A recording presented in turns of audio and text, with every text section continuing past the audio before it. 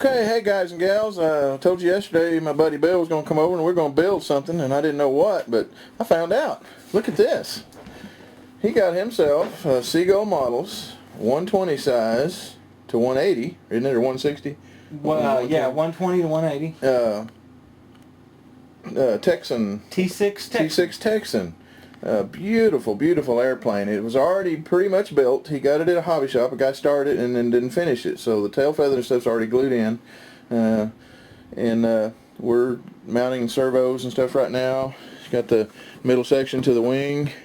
He doesn't have retracts for it because it calls for the air retracts and they're high dollar. So he's going to run the fixed landing gear right now. But got a heck of a deal on this plane, and we're gonna try to get it finished up and see what we can do with it, see how it flies.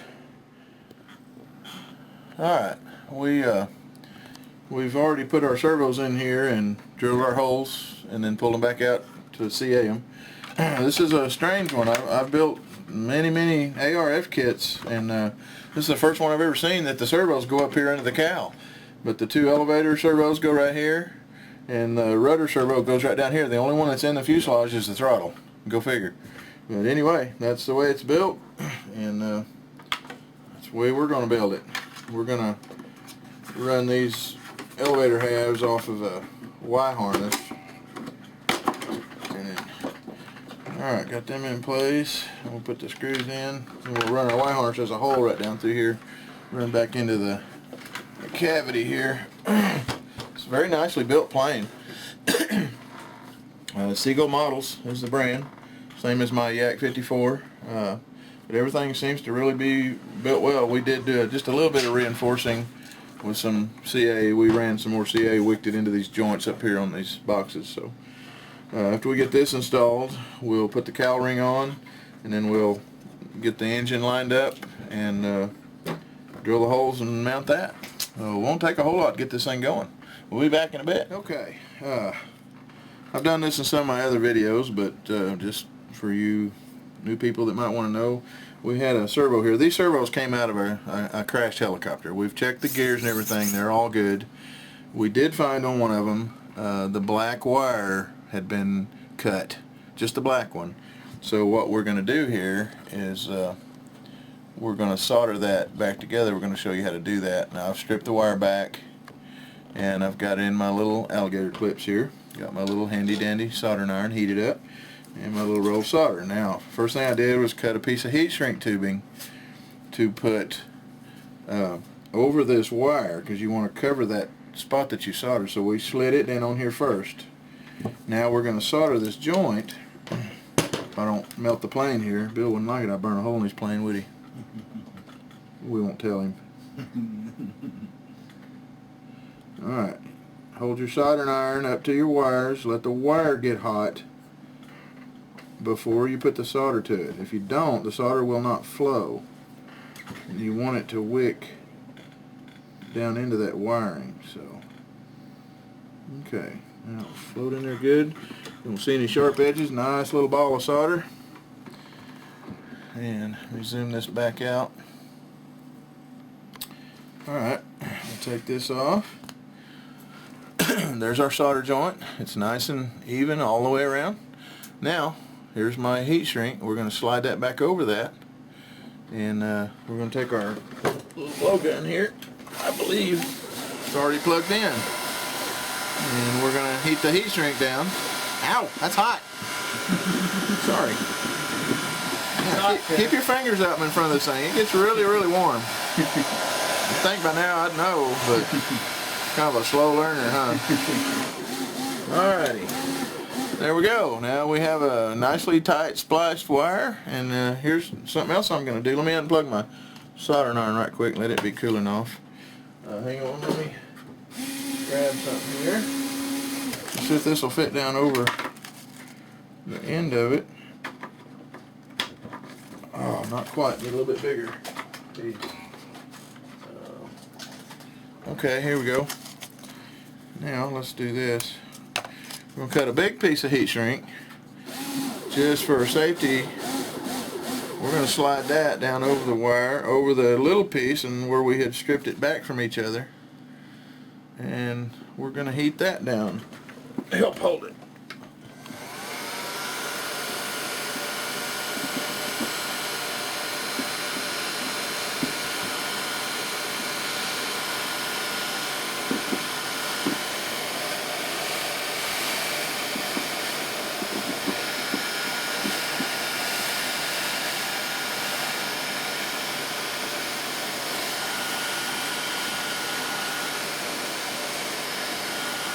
Okay, now that will give us that much more protection over the whole thing. So, all right, we got that done. Now we're gonna proceed to install the servos here. So, let's see what we can. Should I use these little metal pieces that come off the helicopter? No, not on this. You don't Okay. need to. I need to check my tension. That's the way they mount. I On mean, the helicopter. yeah, on the helicopters. I need to check my tension on these real quick. Okay, we'll thread this wire up through here. These are very tight fitting servo trays. I had to take a razor knife and shave out the back end of it here. They wouldn't even hardly go in here. Now we have our arm sticking down. You got your rods already coming through.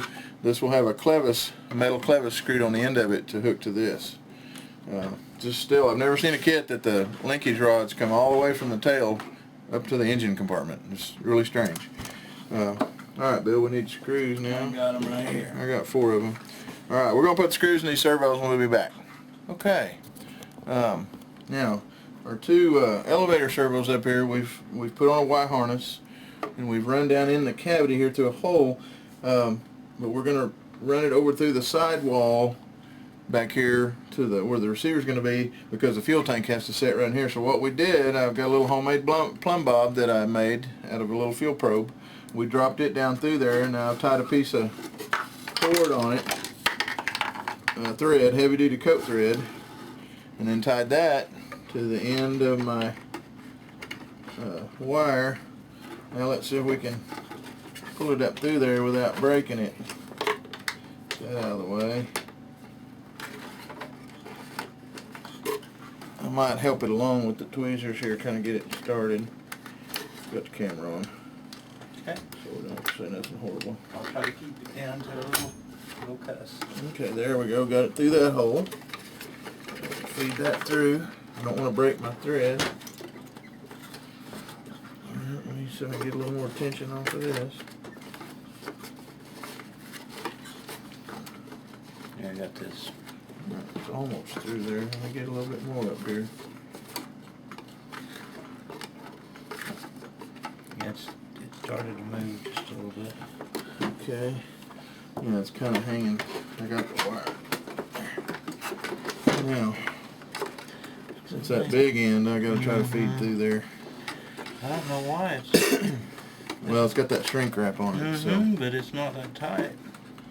I can probably get it with these tweezers. Okay. Let's see. I got a little bit of tension on it. I can get that through there. Taping. There's one of them. Okay. And then we get the other one up there. That hole's just It's starting barely. to go. I can feel it. It's just barely big enough. Barely big. There it goes. Now that's probably all we're gonna get. We might have to put a little extension on it. Depends unless wherever you put your receiver. Okay. Okay. Now we've got our wire through there, and we A very good routing. good route away from any metal or anything that will rub. So, okay, we'll be back in a minute. All right, boys and gals, we got elevator and rudder. Tail feathers. And they're even all going the right direction. Imagine that. That's a Me and Bill. It's a new one for us. All right, we don't have our throws yet. They're just at 100% right now, but That sound is real fancy Catawba servos. yeah, there they are. They're noisy, but okay. We got that part all done.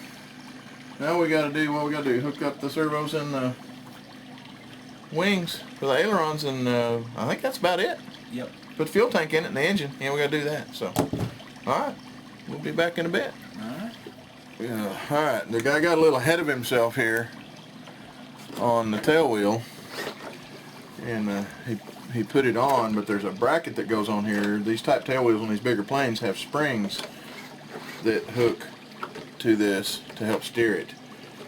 so it's not connected directly to your rudder. So we got to take this apart and put the bracket on there. And remember, when you're working on a plane that somebody else has worked on before you, to check everything. Yeah, check all your bolts, because he didn't, I don't know if he meant to, but he didn't have Loctite on these. And they weren't tight. And we're checking everything he's done to it that had bolts or anything. We're checking to make sure they're Loctited.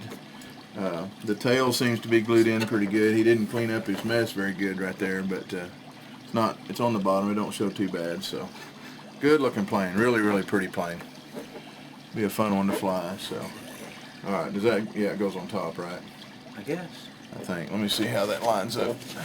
Make sure we get the right direction so the springs will fit.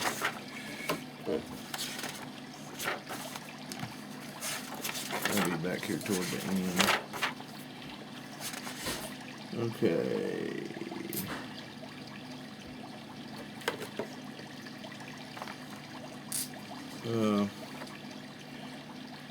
No, it goes on the tail. That stays where it was. That bolts to this. Okay. Well, we need to Loctite these anyway. Yeah, they need to be Loctited anyway. So we got to drill the holes for that. There'll be some more Right here. screws. Okay. Got There it? you go. Yeah, that'll work.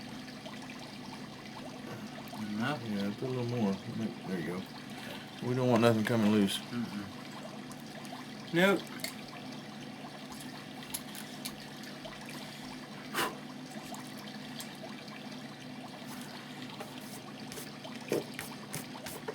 Pretty.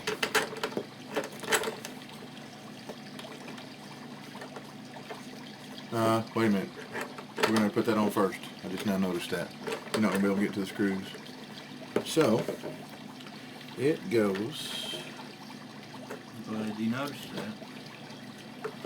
like that. Probably a couple of wood It screws. shows M3 by 25 millimeter, And what would that be? ½ inch long. Boy, there's some monsters. They wouldn't be that big around. They're like a sheet metal wood screw. That's all I got. Yeah, there's nothing smaller than that. Well, let's see. That might be a number 3. That might be them. Well, let's see. Drill it with that. Get it centered up. Let's do 1 and get it in there. Is that centered? Shows the bar going to the front, yeah. So it shows 22 millimeters back for the first hole from this. Where's that ruler? What do we do with it? There it is. I got it. Okay. 22 millimeters back would be about where I've got it. Right there. Now does that look centered to you? You kind of center it up and drill the first hole. Okay. And we'll get a screw in it. Should be firm enough wood in there to block. It's pretty stout. We'll CA these holes also since the screws are going into the wood.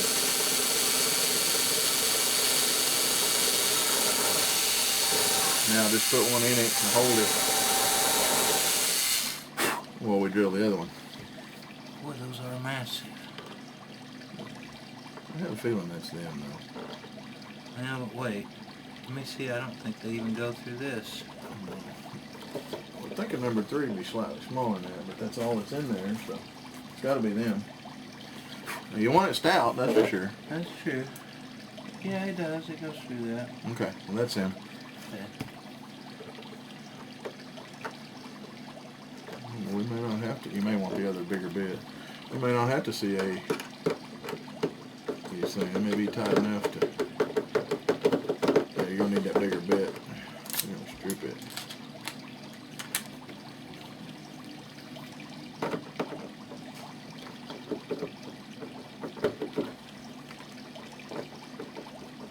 They're gonna be tight, ain't they? Mm-hmm. We don't have to CA them. Oh, yes. They're long and they've put a big old block of wood in there. So. Mm-hmm. Cool.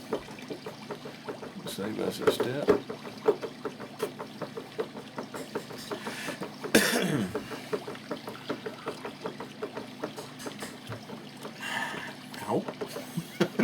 had my finger in there. I was wondering if that wasn't starting to pinch a I was little. about to be permanently attached to the tail. This plane's going to have a hard time getting my butt off the ground, I can tell you that. Have to put a bigger engine on it. Yeah, a big engine. Yeah, just snug it, and there you go. That's pretty good. Awesome. It ain't Drill far another. enough. Let's see.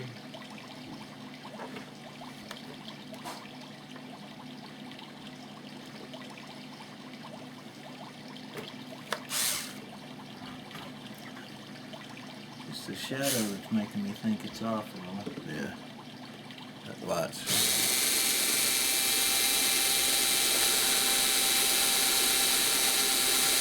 At least they put a good solid block of wood in there. Okay. Now we'll put the second screw in it. Well, I put some more Loctite on them other bolts.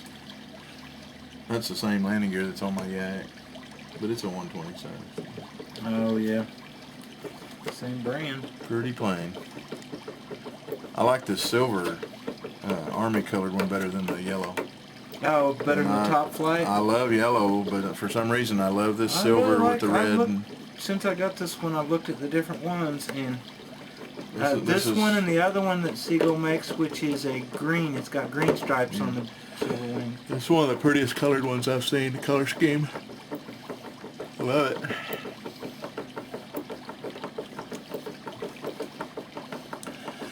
You know, I wonder if they did put those servos up in the front to get more nose weight, because look where the wing placement is on this. It's not right under the canopy, it's forward.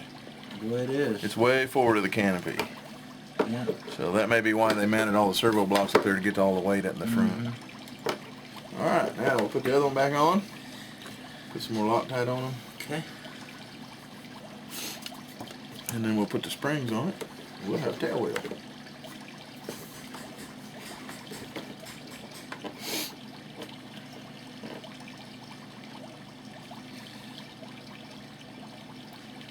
We want to put a little bit around this too after we flop it over, but let's just not forget. Okay.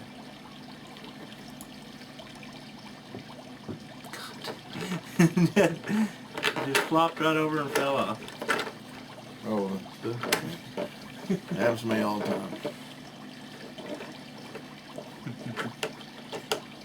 I love those little tools. I like them. They don't go real small. There's one more smaller than that, but other than, but for They're stuff still like awful this, handy. like great. We can get some torque on them.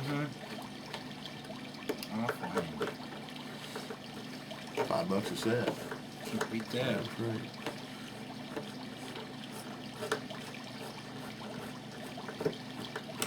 And as you can see, you can use them as speed wrenches. Yeah, you can. And then you got the T-handle at the top for good torque. Yeah,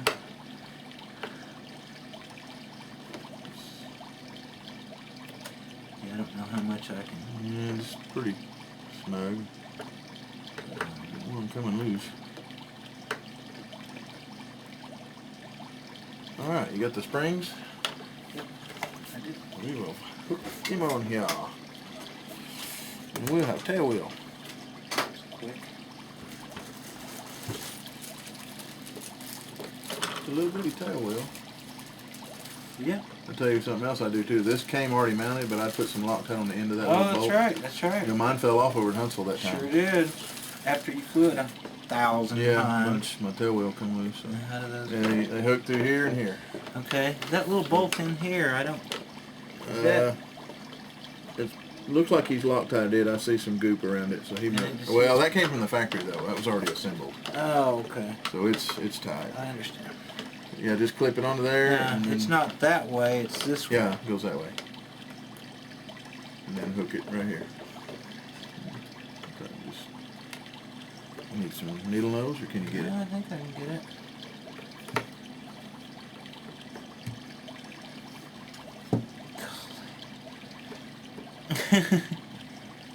Tell you what, it's a little harder than the guy thinks. I got it. There you go. All right, now got one side on. We'll do the other. Let me help hold some tension for you. Yeah, probably easier to get in that big one first. There's that one. One of these. All right, voila. There you go. Now when your rudder moves, it turns your tail wheel but yet it allows it to have play in it. If you hit rough spots, it won't break it off near as easy. So, okay, tail is completely done. Awesome. Now we will start on the engine. Yep. Cool. Alrighty. Well, we're gonna have to figure out where it goes on here, and then well, we're gonna put this on. This is a cowl ring that goes on here. Nice. Is that out of wood? That's wood, isn't it? Yeah. But anyway, it bolts on here, and then your cowl bolts to these little plates on the side. So that's really nice. We'll put it in place, and then we'll start working on the motor. We'll be back in just a little bit. Hey guys, we got a slight problem here. It says, where'd that ruler? It says 155 millimeters to the thrust washer on this, and that is no possible way. The bolt holes won't even go on the motor mount. We stuck the cowl on there. It's at like 115 millimeters to the front of it, so there's something's way off in this book. So, unless they mean all the way against the firewall, but according to the way this book looks to me, Bill, it looks like it's showing from right here. There's no print in this. All you get is little Mickey Mouse pictures. So the books on these Seagull models are very lacking. Their planes are built very well, and we like them, but their instructions are very limited. Let me try something again here. Go all the way back. That's what I'm going to do. I'm betting money. It's all the way back. That's all the way back. Let me put this down. I bet it is against the damn firewall. I bet you it is, because that would make all the difference. Okay. That's it. See it? So we moved it out a little bit more. Because they're showing it almost all. That's it. 155 would be right there. You're awful close. Yeah, back just. Boy, I mean that. They're showing it right to the edge. Yeah, that's what it is. All the way to the firewall. It's all the way to the firewall. Okay, let me see that book. Okay. I'm gonna show you something. They're not showing it right. Right here, it says 155 millimeters, but that line to me looks like it is going right to the front of this, and there's no reading, no print anywhere. All you got's this picture, but it's showing right to the front of that ring. The firewall actually sets back inside here another ½ inch or so. And if you measure it from the firewall back inside here, then it does go 155 millimeters. So this book's very deceiving. When you go to mount an engine on this thing, measure from the firewall. Okay, got that figured out. So we'll get the engine mounted here in a minute. Be back. Alright, we've got our engine clamped in place with some clamps so it doesn't move. I'm going to be using my Great Plains center hole line. I forget what they call it, but anyway, it lines up your pilot holes dead center hole punch, I think. And we've got this all set, and this piece of wood that I bolted on here, that's all it is, a piece of flat stock about 1/4 inch thick. Drill a hole in it to put on here like a prop, and then that will give you your exact measurements to the back of your thrust washer, rather than put your ruler on here like this and try to eyeball it down through there. You can't do that. But if I turn this up here like that, I can turn that right over against it, and we're just shy. It says 155, but we're going to go 153 because it's so close to the end of the motor mount. We don't want to weaken that motor mount by drilling too close to the end, so we slid it back because the cowl is adjustable on this plane. Some planes they're not. They have to lock right into a ring, but we've got movement here, so we're going to use this and it'll drill. It's made to do by hand, but it works much better if you put it in a drill. Bill's going to stabilize it here. Alright, ready? I'm going to put some pressure. Ready. All you have to do is put a little pressure, just enough to start the hole.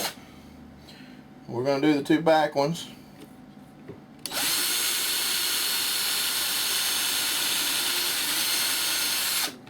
Okay, now I'm going to very carefully move this clamp to the back now and do my front ones. We do not want this moving. We want all 4 of our holes perfectly lined up. If you start it with this, then you can put this thing in a drill press and it makes them real easy to drill.